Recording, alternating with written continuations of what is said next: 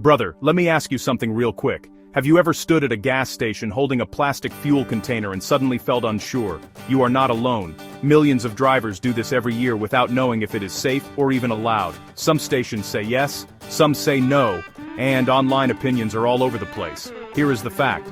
Fuel vapor and static electricity are real risks during refueling. Popular automotive safety sources explain that static sparks are rare but possible when fuel flows into certain containers. So today we clear the confusion, we explain the real rules, the real risks, and how to do it safely. Practical tip: never assume all plastic containers are the same. Stay with me because the next segment explains why stations suddenly say no. Buddy, ever notice how one gas station allows it and another refuses? That is not random. Many stations follow fire safety guidelines from fuel safety authorities. These rules focus on container material and grounding. Here is the science. Gasoline vapors ignite easily. Static electricity can build up when fuel flows into containers that are not designed for fuel. The solution is understanding approved fuel containers. These are made from special plastic that controls static buildup. Practical tip: look for containers labeled specifically for fuel use. Next up, I will explain why regular plastic bottles are a big mistake. Brother, motivation time. Smart drivers do not rush. They learn first, act second. That mindset saves money and lives. Now the truth. Using random plastic bottles is dangerous. Thin plastic can melt, leak, or build static faster. Safety organizations warn against this clearly. The real solution is using certified fuel containers only. Practical tip: never reuse water bottles or household containers for fuel. Next segment reveals why filling containers inside your car is risky. Buddy, some drivers leave the container inside the trunk while filling. That feels convenient, but it is risky. Science says static electricity builds easier when containers are insulated by carpet or rubber mats. The solution is simple. Always place the container on the ground before filling. Practical tip: ground contact reduces static buildup. Next, I will explain why metal containers behave differently. Brother, metal containers confuse many people. Metal actually dissipates static better than plastic. That is why old-school fuel cans were metal, but modern plastic fuel cans are designed to do the same job safely.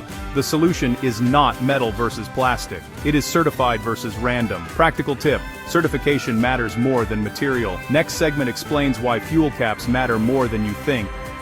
Buddy, quick motivation. Small habits create big safety wins. Now listen. Fuel caps control vapor release. Loose caps increase vapor exposure and fire risk.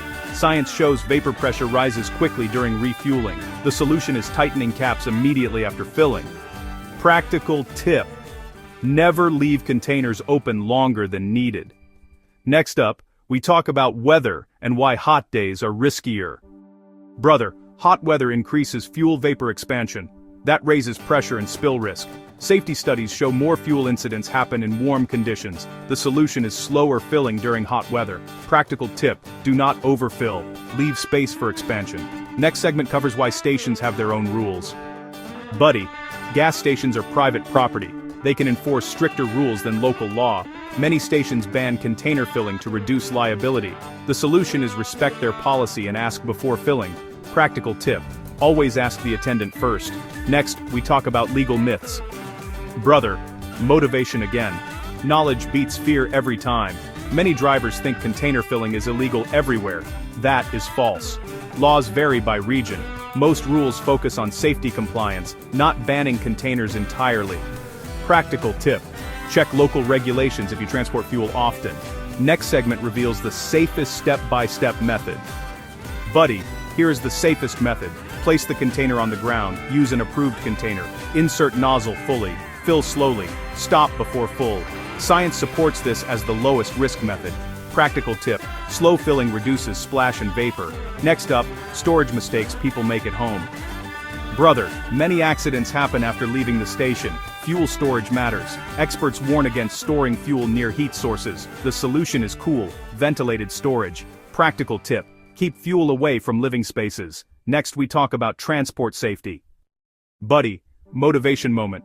Responsibility makes you a better driver. Transport fuel upright and secure. Spills inside cars create long-term odor and fire risk. Practical tip: use straps or containers designed for transport. Next, we discuss expiration myths. Brother, fuel does not last forever. Gasoline degrades over time. Scientific studies show fuel stability drops after months. The solution is using stabilizers if storing long-term. Practical tip: rotate stored fuel regularly.